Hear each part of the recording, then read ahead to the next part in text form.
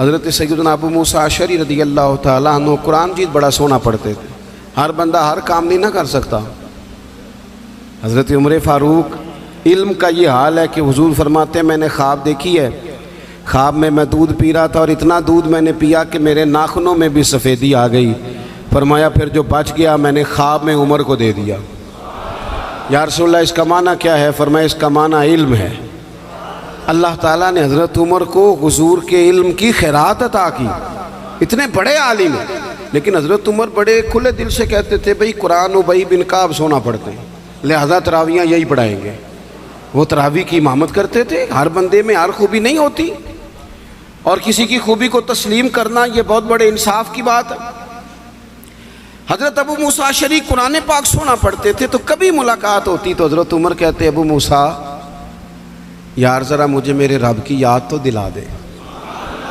تو وہ کہتے حضور آپ کو کوئی رب بھولا ہوا ہے؟ فرمایا ذرا یاد تو دلا۔ پھر وہ قرآن پاک پڑھتے، اور جب وہ قرآن پاک پڑھتے تو حضرت عمر روتے۔ قرآن مجید کے ساتھ اپنی دلچسپیاں، اپنا مزاج، مفسرین نے لکھا ہے کہ صحابہ جب ایک دوسرے سے ملتے تھے نا تو السلام علیکم کے بعد سورہ عصر کی تلاوت کرتے تھے۔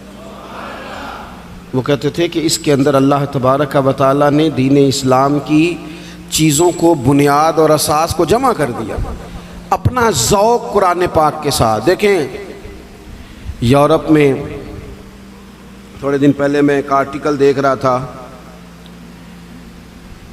اب لڑکے اور لڑکی کو شادی سے پہلے باقاعدہ کورسز کرائے جاتے ہیں، موٹیویشنل اسپیکر کے پاس لے جایا جاتا ہے، کیونکہ وہاں مزاج ہے اکیلے رہنے کا، تنہا رہنے کا، تو شادیاں زیادہ چلتی نہیں، کسی کو برداشت ہی نہیں کرتے۔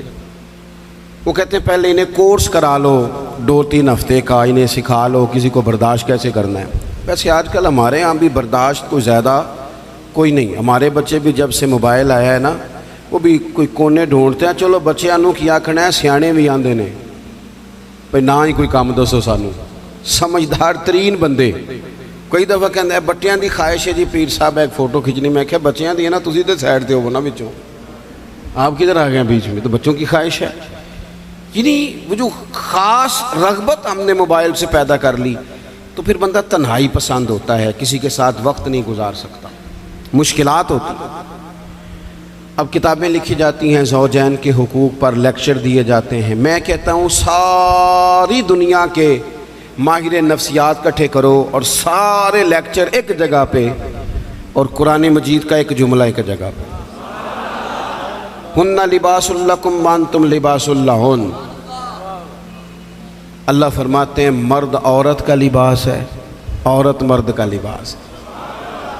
یہ آپ لے لیں، آپ نکال لیں، جتنے لوگ بھی ہیومن رائٹس پہ بات کرتے ہیں، جتنے لوگ بھی آپ کو زوجین کے مسائل سکھاتے ہیں، جتنے بھی، یہ ایک جملہ کہ مرد عورت کا لباس ہے، عورت، اس سے بڑی بات مل نہیں سکتی آپ کو۔ 3 باتیں مفسرین نے لکھی، زیادہ لکھی ہیں، میں 3 عرض کرتا ہوں۔ وہ کہتے ہیں ایک تو بات یہ ہے کہ بندہ جتنا مرضی بھی سونا ہونا، لباس نہ ہونا پہنا ہوا تو بدصورت لگتا ہے۔ لباس شخصیت کا آئینہ دار ہے۔ وہی بندہ دیکھیں نا، میں کسی کی بات نہیں کرتا، میں پرسنل ذاتی طور پہ محسوس کرتا ہوں کہ میں ننگے سر بیٹھا ہوں نا، خالی ننگے سر، تو مجھے کئی دفعہ بچے بھی کہہ دیتے ہیں کہ بابا ٹوپی کدھر ہے؟ اور اگر آپ ٹوپی پر امامہ رکھتے ہوں، آپ کا اعزاز اور ہے۔ لباس سے انسان حسین ہوتا ہے، بغیر لباس کے نہ مہذب ہوتا ہے، نہ حسین ہوتا ہے، نہ شائستہ ہوتا ہے۔ اللہ نے کہا کہ تنہا تنہا زندگی کیسے گزارو گے؟ مرد عورت کا لباس ہے، عورت مرد کا لباس ہے۔ یہ ازدواجی زندگی تمہیں سجائے گی، تمہارے ہاں اولاد ہوگی، تمہارے رشتے بڑھیں گے، سسرال کے میکے کے رشتوں میں وسعت آئے۔ پھر دوسری بات مفسرین نے لکھی، مرد عورت کا لباس ہے، عورت آپ کو سردیوں میں بھی لباس کی ضرورت ہوتی ہے اور گرمیوں میں بھی لباس کی ضرورت ہوتی ہے۔ یعنی اگر آپ شدید گرمی میں بھی باہر نکلیں گے تو کوئی آپ سے کہے گا او کپڑا رکھ لے بھائی سیرتے، اس کا مطلب ہے لباس گرمی سے بھی بچاتا ہے اور سردی میں تو پھر ضرورت ہے ہی۔ تو یہ جو میاں بیوی ہوتے ہیں نا، یہ بھی ایک دوسرے کو دکھوں سکھوں سے بچاتے ہیں. یہ بھی گہرائی میں آپ اتر کے دیکھیں تو یہ ڈھارس بندھاتے ہیں ایک دوسرے کے لیے، یہ آسانی کا باعث بنتے ہیں. اور تیسری بات، جسم کے اوپر جتنے بھی داغ دھبے ہونا لباس سے چھپ جاتے ہیں. سارے عیب لباس چھپا دیتا ہے. میرے رب نے کہا عورت تیرا لباس ہے، تو عورت کا لباس ہے، وہ تیرے پردے رکھ لے گی، تو اس کے پردے رکھ لینا. ایک دوسرے کی پردہ پوشی کرنا، عیب چھپ جائیں گے. تو آپ قرآن مجید کو پڑھیں گے. یہ میں نے صرف گھر کا ایک ذاتی مسئلہ جس کی ہر ایک کو ضرورت ہے وہ قرآن پاک سے آپ کی خدمت میں عرض کیا. آپ قرآن پاک کو پڑھیں، قرآن مجید کی تلاوت کریں.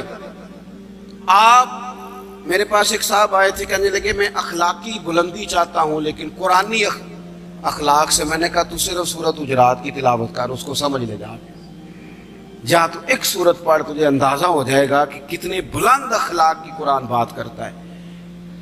آخری گزارش جو آپ سے کرنی، آپ میری بات پر زیادہ توجہ دیں گے.